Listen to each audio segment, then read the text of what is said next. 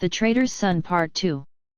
The boy told him what had happened, at which he was much alarmed, and sent for a doctor to attend his wife. But she only threw the medicine away, and cursed and swore horribly. So they secretly mixed the medicine with her tea and soup, and in a few days she began to get better, to the inexpressible delight of both her husband and son.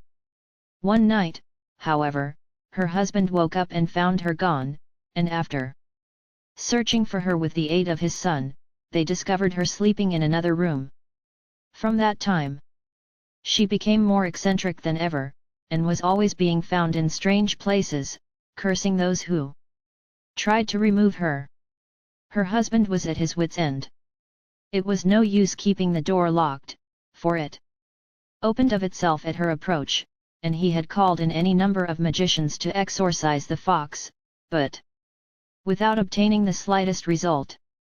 One evening her son concealed himself in the Ho family garden, and lay down in the long grass with a view to detecting the fox's retreat. As the moon rose he heard the sound of voices, and, pushing aside the grass, saw two people drinking, with a long-bearded servant pouring out their wine, dressed in an old dark brown coat. They were whispering together, and he could not make out what they said, but by and by he heard one of them remark, "Get some white wine for two morrow," and then they went away, leaving the long-bearded servant alone. The latter then threw off his coat, and lay down to sleep on the stones, whereupon the trader's son eyed him carefully, and saw that he was like a man in every respect except that he had a tail. The boy would then have gone home, but he was afraid the fox might hear him, and accordingly remained where he was till near dawn, when he saw the other two come back, one at a time, and then they all disappeared among the bushes. On reaching home his father asked him where he had been, and he replied that he had stopped the night with the Ho family. He then accompanied his father to the town, where he saw hanging up at a hat shop a fox's tail. And finally, after much coaxing, succeeded in making his father buy it for him. While the latter was engaged in a shop, his son, who was playing about beside him, availed himself of a moment when his father was not looking and stole some money from him, and went off and bought a quantity of white wine, which he left in charge of the wine merchant. Now an uncle of his, who was a sportsman by trade, lived in the city, and thither he next betook himself.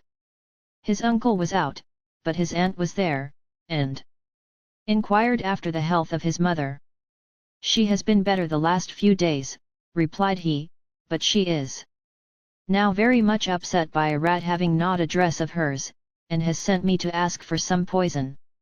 His aunt opened the cupboard and gave him about the 1/10 of an ounce in a piece of paper, which he thought was very little, so, when his aunt had gone to get him something to eat, he took the opportunity of being alone, opened the packet, and abstracted a large handful.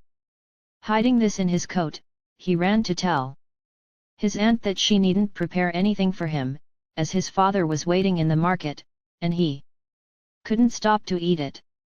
He then went off, and having quietly dropped the poison into the wine he had bought, went sauntering about the town. At nightfall he returned home, and told his father that he had been at his uncle's.